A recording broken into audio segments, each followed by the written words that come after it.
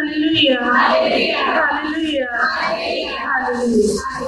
पेत्राचे दुसरे पत्र 3 अध्याय वचन 9.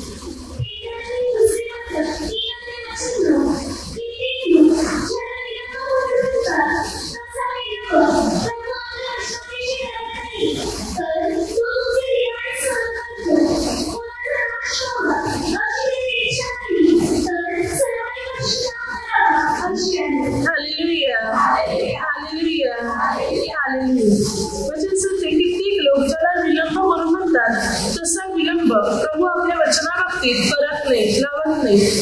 वचन सांगते की कोणाचा नाश व्हावा अशी प्रभूची इच्छा नाही, तर सर्वांनी पश्चाताप करावा अशी त्याची इच्छा आहे. वचन ते सांगते की कोणाचा नाश व्हावा अशी प्रभूची इच्छा नाही, प्रत्येकाने पश्चाताप करून प्रभूकडे वळून उद्धार प्राप्त करावा अशी मात्र प्रभूची इच्छा आहे.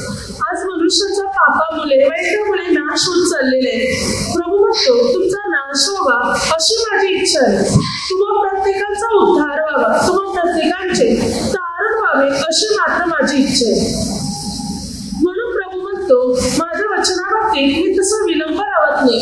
मी तुम्हाला अनुग्रह द्यायला, तुमची प्रार्थना ऐकायला पूर्ण रीतीने तयार आहे. मात्र तुम्ही माझ्याकडे वळा आणि पश्चाताप करा आणि नाशापासून स्वतःचा बचाव करा. लक्षात ठेवा की परमेश्वर कोणाचाही नाश करत नाही. मनुष्य आपल्या पापामुळे, वाईट कर्मामुळे नाश पावतो. प्रत्येकाचा उद्धार व्हावा, प्रत्येकाचे तारण व्हावे अशी मात्र प्रभूची इच्छा आहे. आणि त्यासाठी मात्र परमेश्वर पित्याने आपल्या स्वतःच्या एकुलतेका पुत्राला सुद्धा जगात पाठवलं. योहान 3:16 मध्ये पाहतो की देवाने जगात एवढी प्रीती केली की त्याने आपला एकुलते एक पुत्र दिला, अशासाठी की जो कोणी त्याचा विश्वास ठेवतो त्याचा नाश होऊ नये, तर त्याला सार्वकालिक जीवन प्राप्त व्हावे. बायबल सांगते देवाने जगात एवढं प्रेम केलं की एकुलते एक पुत्र दिला. का? अशासाठी की जो प्रभू ईश्वर विश्वास ठेवतो त्याचा नाश होऊ नये, तर त्याला सार्वकालिक जीवन प्राप्त व्हावे. म्हणजे आपल्या कोणाचा पण नाश व्हावा अशी प्रभूची इच्छा नाही, तर आपल्या प्रत्येकाचा उद्धार व्हावा, तारण व्हावं अशी मात्र प्रभूची इच्छा आहे. आपण प्रभूमध्ये जीवन जगणार, प्रभूच्या नियमात आणि वचनात चालत राहणार, तर आपला उद्धार होणार, आपलं तारण होणार, आपली प्रगती, आपली उन्नती होत जाणार, आपल्या जीवनातली सर्व बंधने पूर्ण रीतीने तुटली जाणार. कारण आपल्या एकाचाही नाश व्हावा अशी प्रभूची इच्छा नाही. योहान 3:17 देवाने आपल्या पुत्राला जगाचा न्यायनिवाडा करण्यासाठी पाठवलं नाही, तर जगाच्या तारणासाठी पाठवलं. बघा देवाने आपल्या पुत्राला जगामध्ये का पाठवलं? की जगातल्या लोकांचा उद्धार व्हावा, तारण व्हावं, म्हणून देवाने आपल्या पुत्राला पाठवलं. म्हणजे प्रभू येशूच्या द्वारे आपला उद्धार, आपलं तारण आहे, आपली प्रगती आहे. प्रभू येशूच्या द्वारे आपण नाशापासून वाचवण्यात येणार, नाश व्हावा अशी प्रभूची इच्छा नाही. आता आपण पश्चाताप करून प्रभूकडे वळणार, प्रभूवर पूर्ण विश्वास ठेवणार, तर नाशापासून आपण वाचविण्यात येणार, नाशापासून आपला बचाव होणार. आजारामुळे, संकटामुळे, गरिबीमुळे, दुःखामुळे, अप्रतिष्ठेमुळे आज मनुष्याचा नाश होत चाललेला आहे. प्रभू म्हणतो का तुम्ही नाश पावता? माझ्याकडे वळा, माझ्याकडे फिरा, पश्चाताप करा, तुम्ही या नाशापासून वाचतील. का सोप्रसेट 107:20 तो आपले वचन पाठवून त्यास बरे करीतो, नाशापासून तो त्यांचा बचाव करतो. प्रभू काय करतो?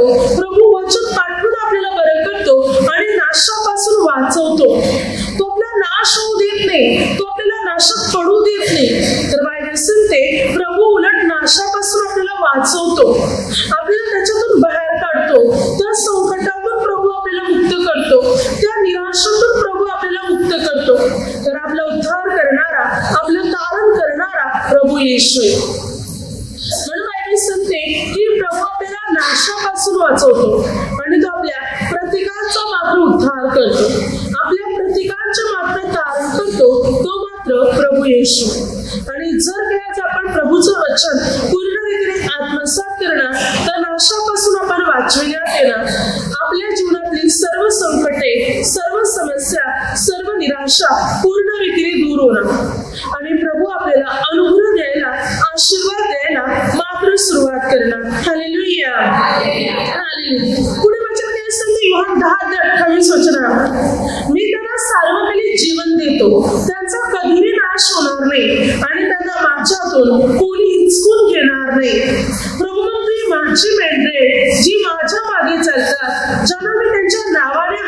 देतो, हाक मारतो. प्रभू म्हणतो मी त्यांना जीवन देतो, सार्वकालिक जीवन, त्याचा कधीही नाश होणार नाही. काय सांगते वचन? जे प्रभूची मेंढरे, प्रभूची वाणी ऐकतात, प्रभूच्या मागे चालतात, प्रभू म्हणतो त्यांचा कधीही नाश होणार नाही, कधीच नाही.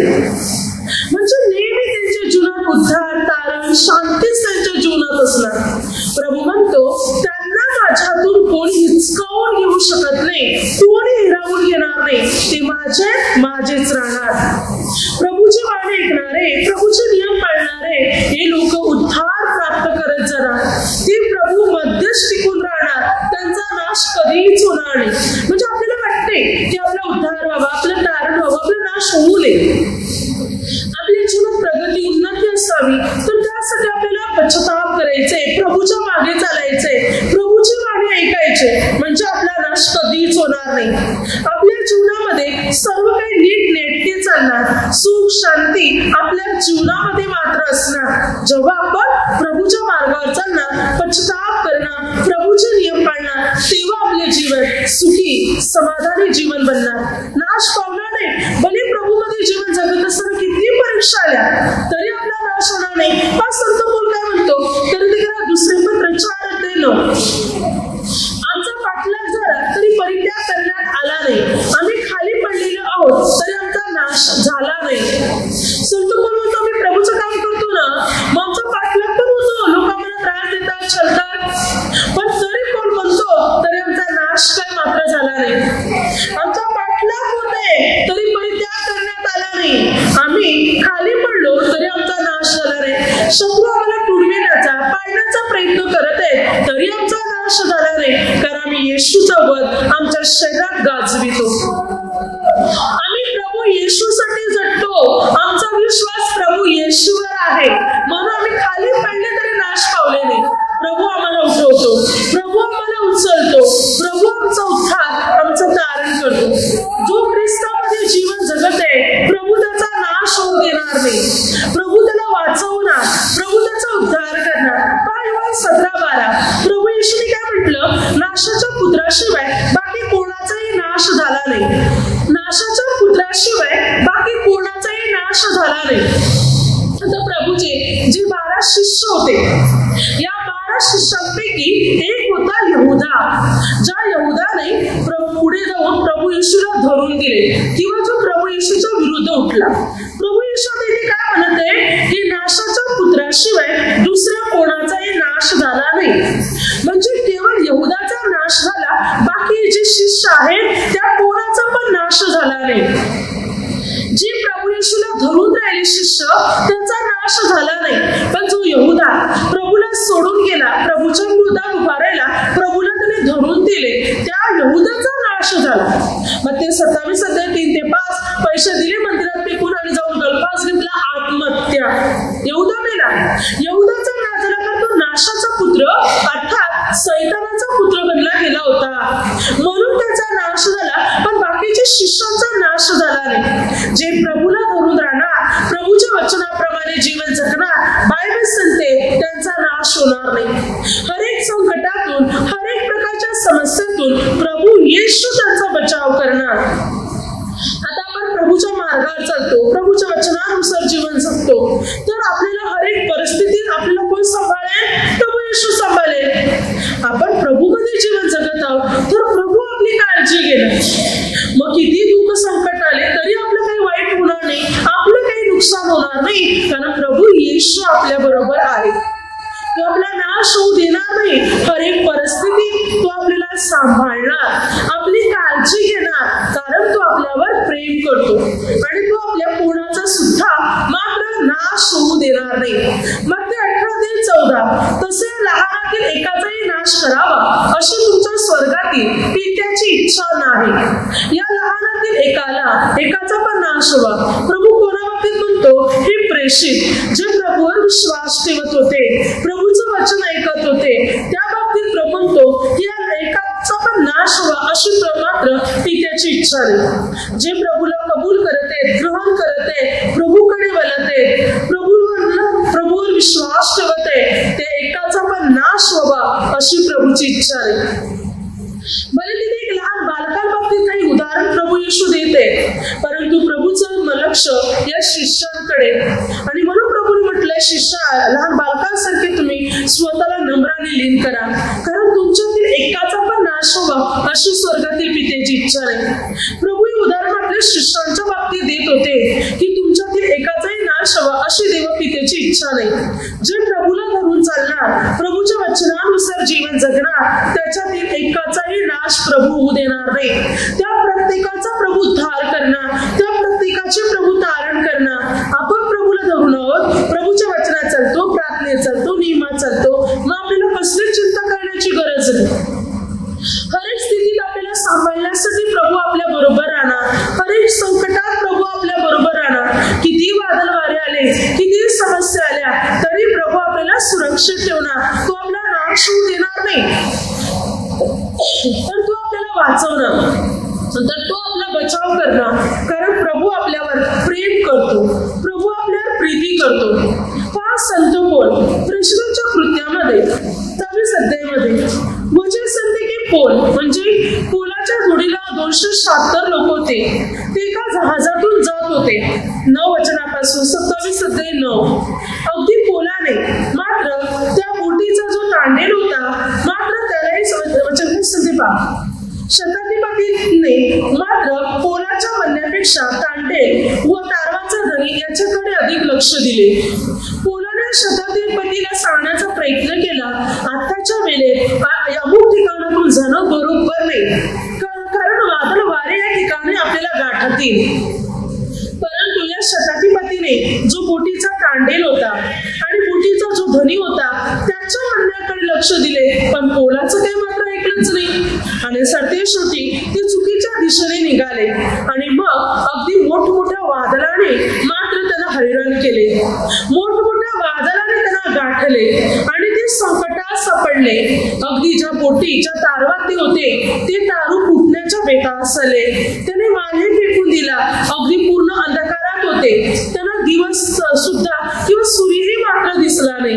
पूर्ण अंधकाराने त्यांना ग्रासलेले होते आणि ते त्या बोटीमध्ये होते.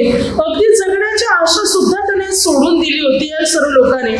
14 दिवस झाले त्याने काही खाल्लं पण नव्हतं, जेवले पण नव्हते ते. तेव्हा पौलाने म्हटलं, घाबरू नका, भिवू नका, तुमच्यातील एकाच्या पण जीवाचा नाश होणार नाही, कारण ज्याची मी सेवा करतो तो त्या प्रभूने मला म्हटलेले की जे लोक प्रभूने तुला दिलेले, प्रभूचा दूत माझ्या पुढे उभा राहिला, त्याने म्हटलं हे लोक प्रभूने तुला दिलेले, तर तुमच्यातील एकाच्याही जीवाचा नाश होणार नाही. या तारवाचा मात्र नाश होईल, पण तुमच्यातील एकाच्या पण जीवाचा मात्र नाश होणार नाही, तुमच्यातील एकाचे पण प्राण मात्र जाणार नाही. म्हणून धैर्य धरा, कारण आपल्या जोडीला प्रभू आहे. प्रेषितांचे कृत्य 27 अध्याय पौल काय म्हणतो पहा, 22 वचनापासून 25 वचनापर्यंत. देवावर भरोसा ठेवा, आपल्यातील एकाच्या पण जीवाचा नाश होणार नाही. तारवाचा नाश होईल पण आपला होणार नाही. आणि खरोखर प्रभूने सांगितल्याप्रमाणे पौल आणि 276 लोक एका बेटावर, मिलिता नावाच्या एका बेटावर मात्र ते उतरले. ती तारू मात्र, ती बोट मात्र फुटून गेली, तुटून गेले, पण या एकाच्या पण जीवाला काही सुद्धा झालं नाही. पौलाकरता प्रभूने पौलाच्या जोडीने असलेल्या सर्वांचे प्राण वाचवले. देवाने त्यांच्या एकाच्या पण जीवाचा नाश होऊ दिला नाही, कारण पौल प्रभूवर विश्वास ठेवणारा, प्रभूची सेवा करणारा होता. एवढा मोठा प्राण संकटात ते सापडलेले होते, तरी देवाने त्यांचा नाश केला नाही, देवाने त्यांचा बचाव केला. जे प्रभूवर विश्वास ठेवत आहे, प्रभूच्या वचनानुसार चालत आहे, त्यांच्या जीवाची राखण प्रभू करणार. प्रभू त्यांचा नाश होऊ देणार नाही. हर एक परिस्थितीत, हर एक संकटात मात्र प्रभू त्यांना वाचवणार. येणाऱ्या सर्व अडचणीतून प्रभू मात्र त्यांना बाहेर काढणार. परमेश्वर मात्र त्यांचा नाश होऊ देणार नाही, तर परमेश्वर पिता सर्व प्रकारच्या संकटातून मात्र त्यांना वाचवणार. म्हणून आपण पूर्ण रीतीने प्रभूचे नियम, प्रभूच्या आज्ञा पाळण्याचा प्रयत्न केला पाहिजे. प्रभूच्या मार्गाप्रमाणे आपण चालण्याचा प्रयत्न केला पाहिजे. आणि खरोखर आपण प्रभूच्या मार्गाप्रमाणे चालत आहोत, प्रभूच्या वचनानुसार आपण चालत आहोत, तर प्रभू येशू आपल्या प्रत्येकाला अनुग्रह देणार, आपल्या प्रत्येकाला आपल्याला आशीर्वादित करणार. 2 राजा 8 अध्याय 19 वचनात, तथापि तथापि आपला सेवक दावीद याच्यास्तव यहूदाचा नाश करावासे परमेश्वराला वाटले नाही, कारण त्याने त्यास वचन दिले होते की तुझ्या संतानाच्या ठाई मी तुझा दीप कायम ठेवीन. बायबल टेक्स्टमध्ये योराम याने परमेश्वराच्या विरुद्ध वागला, पण तरी सुद्धा यहूदाचा राजा होता, तरी देवाने यहुदी लोकांचा नाश केला नाही, कारण देवाने दावीदाला वचन दिले होते की मी तुझा वंश कायम टिकून ठेवणार, मी तुझा दीप विझू देणार नाही. आणि त्यामुळे देवाने दावीदाला दिलेल्या वचनाप्रमाणे यहूदा वंशाचा नाश केला नाही. जे परमेश्वरामध्ये पूर्ण मजबूत रीतीने जीवन जगतात, परमेश्वर त्यांना अनुग्रह देणार, त्यांच्या संततीला आशीर्वादित करणार, त्यांच्या पिढीला देव आशीर्वादित करणार आणि देव पिता त्यांचा नाश होऊ देणार नाही. हर एक परिस्थिती त्यांना वाचवणार. हा 2 इतिहासमध्ये 12 अध्यायामध्ये राहाबाम जो तो देवाच्या पूर्ण विरोधात गेला आणि परमेश्वराच्या विरोधात गेल्यानंतर देवाने शिक्षक राजाला त्याच्यावर मात्र आणले. तेव्हा आपण संकटात पडलो असं जेव्हा राहाबामला कळाले, तेव्हा त्यावेळी मात्र तो परमेश्वराकडे वळाला. पुढे जाऊन तो बिघडला, पण त्यावेळी जेव्हा तो संकटात पडला तेव्हा तो मात्र परमेश्वराकडे वळाला. त्या बायबल काय सांगते पहा, त्यावेळी परमेश्वर पित्याने यहुदी लोकांचा नाश केला नाही. 2 इतिहास 12 ते 6 ते 7 वचन. तेव्हा इस्रायलाचे सरदार व राजा हे दीन झाले व म्हणू लागले की परमेश्वर न्यायी आहे. ते दीन झाले तसे परमेश्वराने पाहिले, तेव्हा परमेश्वराचे वचन शमयास प्राप्त झाले की ते दीन झाले त्यास्तव मी त्यांचा नाश करणार नाही, मी लवकरच त्यांचा बचाव करीन. काय सांगते वचन? प्रभू म्हणतो ते दीन झालेले आहेत म्हणून मी त्यांचा नाश करणार नाही, तर मी लवकरच त्यांचा बचाव करेन. जर आपण देवाठाई नम्र बनले, देवाठाई लीन बनले, पश्चाताप केला, तर देव म्हणतो मी तुमचा बचाव करीन, नाश करणार नाही. कारण कोणाचा पण नाश व्हावा अशी मात्र प्रभूची इच्छा नाही, तर प्रत्येकाचा बचाव व्हावा अशी त्याची इच्छा आहे. आणि वचन सांगते जेव्हा हे लोक स्वतःला नम्र करत आहेत, लीन करत आहेत, परमेश्वराकडे वळत आहे, तेव्हा देव पिता काय म्हणतो, मी तुमचा नाश करणार नाही, मी लवकरच तुमचा बचाव करेन. म्हणजे जर खऱ्या मनाने आपण प्रभूकडे वळणार तर प्रभू म्हणतो मी तुमचा नाश करणार नाही, तर मी तुमचा बचाव करेन. आलेल्या सर्व संकटातून मात्र मी तुम्हाला वाचवीन, आलेल्या सर्व समस्येतून मात्र मी तुम्हाला मुक्त करेन, मी तुमचा नाश होऊ देणार नाही, तर मी तुम्हाला वाचवीन म्हणून प्रभू म्हणतो. मग त्यासाठी आपण पूर्ण रीतीने परमेश्वराचं वचन ऐकण्याचा प्रयत्न केला पाहिजे. प्रभूच्या नियमाप्रमाणे आणि प्रभूच्या आज्ञेप्रमाणे आपण चालण्याचा प्रयत्न केला पाहिजे. जर खरोखर आपण प्रभूचं वचन पाळणार तर प्रभू म्हणतो मी तुमचा उद्धार करणार, तुमच्यातील एकाचा पण मात्र मी नाश होऊ देणार नाही, तर तुम्हा प्रत्येकाचा मात्र मी बचाव करेन. नाश करणारा सैतान आहे. योहान 10 वचन, चोर येतो चोरी व घात व नाश कराव्यास येतो. तो म्हणजे सैतान, जो चोर आहे, जो घात आणि नाश करतो. प्रभू येशूने काय म्हटलं, मी तर आलो तुम्हाला जीवन देण्यासाठी आणि ते पण विपुलपणे देण्यासाठी आलेले. सैतान नाश करायला आले, पण प्रभू म्हणतो मी तुम्हाला जीवन देण्यासाठी आलेले. तुमचा बचाव व्हावा, तुमचा उद्धार व्हावा म्हणून मात्र मी आलेले म्हणून प्रभू येशू म्हणतो. आपल्या प्रत्येकाचा बचाव व्हावा, आपल्या प्रत्येकाचा उद्धार व्हावा यासाठी प्रभू येशूने या जगामध्ये मनुष्य रूपात जन्म घेतला. म्हणजे आपल्या कोणाचाही नाश व्हावा अशी प्रभूची इच्छा नाही. बघा आपल्या उद्धारासाठी, तारणासाठी देव असून आपल्यासाठी मनुष्य बनला आणि फक्त मनुष्यच नाही तर क्रूसावर बलिदान पण दिलं. आपल्यासाठी मृत्यू पण पाहून 3ऱ्या दिवशी प्रभू उठले गेले. कारण आपल्या प्रत्येकाचा उद्धार व्हावा म्हणून, आपल्या प्रत्येकाची तारण व्हावी म्हणून. मग प्रभू आपला नाश कसा करणार? मुलीच नाही. आपल्या प्रत्येकाचा उद्धार करत आहे प्रभू.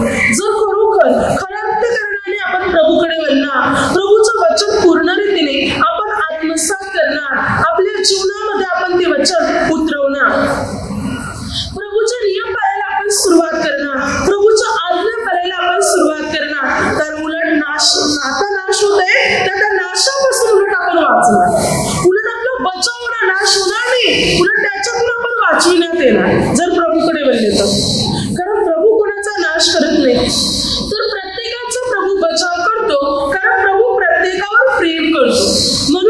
अहंकारामुळे, आपल्या चुकांमुळे, आपल्या पापामुळे नाश पावतो.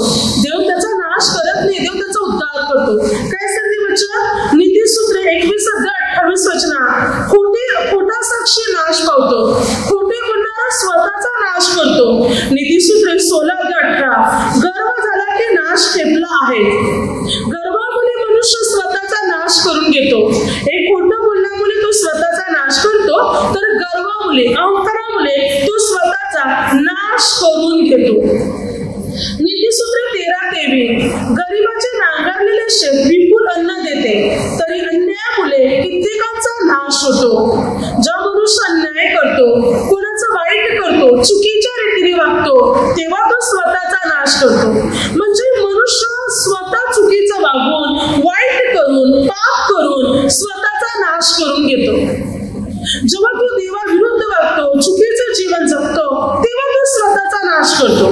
स्तोत्रसंहिता 37:20, दुर्जन तर नाश पावतात. दुर्जन नाश पावतात म्हणजे वाईट रीतीने वागून, लोकांवर अन्याय, अत्याचार करून, पाप करून, चुकीचं जीवन जगून ते स्वतःहून नाश पावतात. आपल्या जीवनाचा नाश करून ते घेतात. आपलं जीवन ते नष्ट करून बसतात. वाईट कृत्य करून, चुकीच्या गोष्टी करून ते स्वतःच्या जीवनावर संकट ओढून बसतात. जसे की मात्र उत्पत्ती 19 सदोम आणि गमोरा प्रदेश, मात्र आपल्या पापांमुळे, चुकीमुळे त्यांचा नाश झाला. आमोस 4:11, सदोम व गमोरा यांचा देवाने नाश केला. का केला? कारण मात्र पापामुळे, अधर्मामुळे, अगदी वाईट कर्मामुळे त्यांच्यावर गंधक, अग्नी यांचा वर्षाव झाला आणि ते नाश पावले. मनुष्य आपल्या चुकीमुळे, आपल्या पापामुळे नाश पावतो. जेव्हा तो देवाविरुद्ध वागतो, पाप करतो, तेव्हा तो स्वतःचा नाश करून घेतो. पण जर आज आपण परमेश्वराकडे वळणार, देवाचं वचन आपण आत्मसात करणार, पूर्ण रीतीने प्रभू येशूवर विश्वास ठेवणार, तर आपला नाश होणार नाही. प्रभू आपला नाश नव्हे, आपला उद्धार करेल, आपलं तारण करेल. गरिबीतून, दुःखातून, आजारातून, संकटातून, कठीण बिकट परिस्थितीतून प्रभू आपल्याला बाहेर काढेल. आपल्या जीवनात आपल्याला जे काही हवं आहे ते सर्व काही मात्र परमेश्वर आपल्याला देईल. कारण आपला उद्धार करणारा, आपलं तारण करणारा प्रभू येशू, आपल्या प्रत्येकाच्या जीवनात चमत्कार घडवणारा मात्र प्रभू येशू. आणि आज जर आपण प्रभूवर पूर्ण विश्वास ठेवत आहोत, प्रभूचं वचन आपण पूर्ण रीतीने आत्मसात करत आहोत, तर प्रभू येशू आपल्या जीवनामध्ये आपल्याला सर्व गोष्टी देणार. आपली सर्व बंधने प्रभू येशू पिता पूर्ण रीतीने तोडून टाकणार. सर्व संकटातून, सर्व अडथळ्यातून आणि सर्व समस्यातून प्रभू आपल्याला मुक्त करणार. भरोसा ठेवा प्रभूवर आणि विश्वासाच्या द्वारे प्रार्थना करा. तुम्ही ज्या पडलेल्या स्थितीत आहात तिथून प्रभू तुम्हाला वर उचलणार. प्रभू तुम्हाला उंच पदावर बसवणार. प्रभू नाशापासून तुमचा बचाव करणार. विश्वास ठेवा, आपला प्रभू येशू जिवंत देव आहे, जो राजांचा राजा आणि प्रभूंचा प्रभू आहे, ज्याला काहीच अशक्य नाही. सर्व शक्य आपल्या प्रभूला. आणि तो आपला उद्धार, आपलं तारण, आपली प्रगती, आपली उन्नती करण्यासाठी तयार आहे. नाशापासून आपला बचाव करण्यासाठी तयार आहे. भरोसा ठेवा प्रभू येशूवर, विश्वासाने प्रभूचा दावा करा. प्रभू आपला उद्धार करणार. Hallelujah, hallelujah, hallelujah. आता माझ्या शब्दाद्वारे जे काही चुकलं असेल त्याबद्दल मला क्षमा असावी. Hallelujah, hallelujah, hallelujah.